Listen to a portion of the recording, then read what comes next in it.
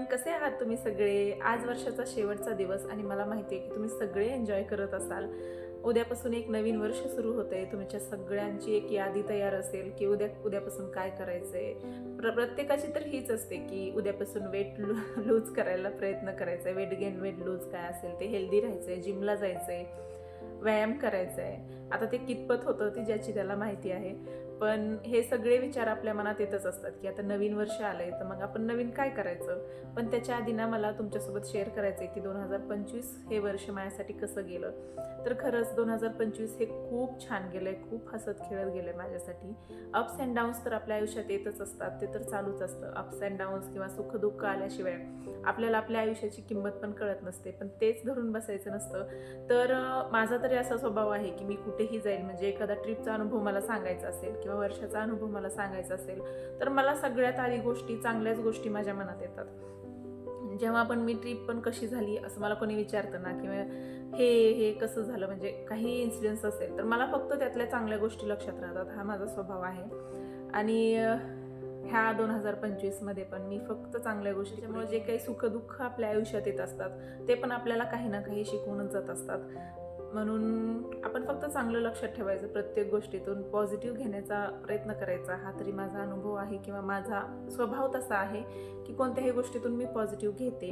आणि 2025 तर खरंच खूप छान गेलं मला. कारण मला असं वाटतं की म्हणजे माझ्यासाठी, आता ऐकणाऱ्यांसाठी ही छोटीशी गोष्ट असू शकते, पण माझी साऊ डिलिव्हरी असेल किंवा तुमचं बाळ ग्रो होत असेल तर सगळे तुम्हाला असं सांगत असतात की आता संपलं आयुष्य, आता काही नाही, आता घरात बसायचं आणि लेकरं सांभाळायचे. मग मी जेव्हा ह्यांना सांगायचं की मला आज हे असं म्हणले की आता तू कुठं नाही जाऊ शकत असं तसं, त्याच्या एक आठवड्यानंतर एक हे ट्रिप प्लॅन करायचे किंवा बाहेर कुठंतरी घेऊन जायचे. त्याच्यामुळे त्यांनी मला ह्या बाबतीत म्हणजे एवढं कम्फर्टेबल फील करून दिलं ना की मला पार्लरला पण जायचं असेल, म्हणजे मला काही करायचं असेल तर ते खूप छान तिला सांभाळतात. म्हणजे तास असेल, 2 तास ते असतील, काहीही असेल, एवढा वेळ लागू दे, तुला काय वेळ लागायचा आहे ती. सो ते माझ्यासाठी खूप महत्त्वाचं होतं. आणि ह्या वर्षात ना ते खूपदा झाले की त्यांनी मला खूप सपोर्ट केला आहे अशा गोष्टींमध्ये. आता ही खूप छोटी गोष्ट आहे पण माझ्यासाठी ही खूप मोठी गोष्ट आहे. कारण मी ह्या वर्षात माझं लहान लेकरू असतानाही ते सगळं केलं जे मला करायचं. तर खूप छान गेलेलं आहे मला. आणि 2026 पण तेवढंच चांगलं जावं अशी मी आशा करते.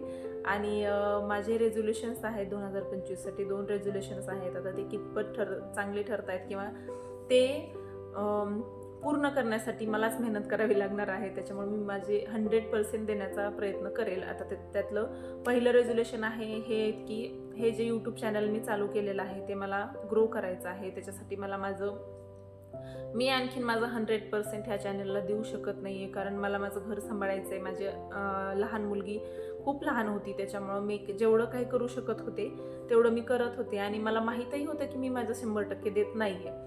आणि मला आणखीनही वाटतं की मी माझं 100% देत नाही, कारण आणखीन पण 6 महिने मला तिला थोडंसं आणखीन जपावंच लागणार आहे, मला माहिती आहे. पण तरी पण मी माझं 100% देण्याचा प्रयत्न करेन किंवा मी 2025मध्ये जेवढं काही प्रयत्न केले त्याच्यापेक्षा जास्त देण्याचा प्रयत्न करेल. आणि तुमच्यापर्यंत एक चांगला कंटेंट पोहोचवण्याचा प्रयत्न करेल.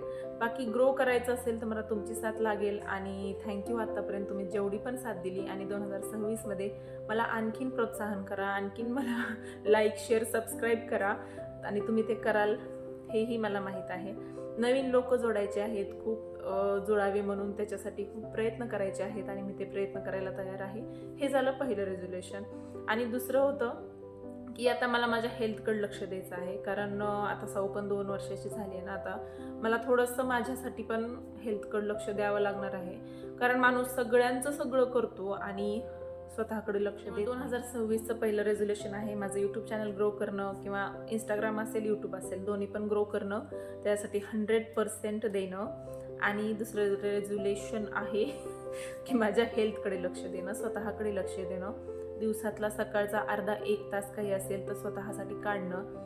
आणि आपल्या बायकांना असं वाटतंही की आपण जेव्हा स्वतःकडे लक्ष देतो मग काहीतरी सुटते काही की आपल्याला गिल्ट येतं परत की बाबा आपण व्हिडिओ करते, मग ह्याच्याकडे तर दुर्लक्ष होत नाही ना, आपल्या व्हिडिओ करण्यामुळे हे तर होत नाही ना, ते तर होत नाही ना.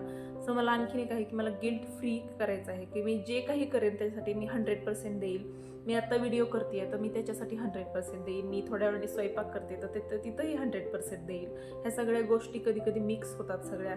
ते मी करणार नाही. आणि जिथं आहे जसं जिथं म्हणजे माझं कसं की खूप गोष्टी एकदा चाललेल्या असतात डोक्यात आपल्या, तसं नाही करायचं. फोकस राहायचं, जे करतोय त्यासाठी 100% द्यायचं. हे माझं 3रं रेझोल्युशन आहे. त्याच्यामुळे बघू आता हे तिन्ही किती सक्सेसफुल होत आहेत, पण मी माझं 100% देईल आणि हे सगळे सक्सेसफुल करेल. कारण मी जेव्हापासून यूट्यूब चॅनल चालू केलं ना, तेव्हापासून मी माझ्यात खूप बदल पाहिलेत आणि मी जे म्हणते ते मी करतेही.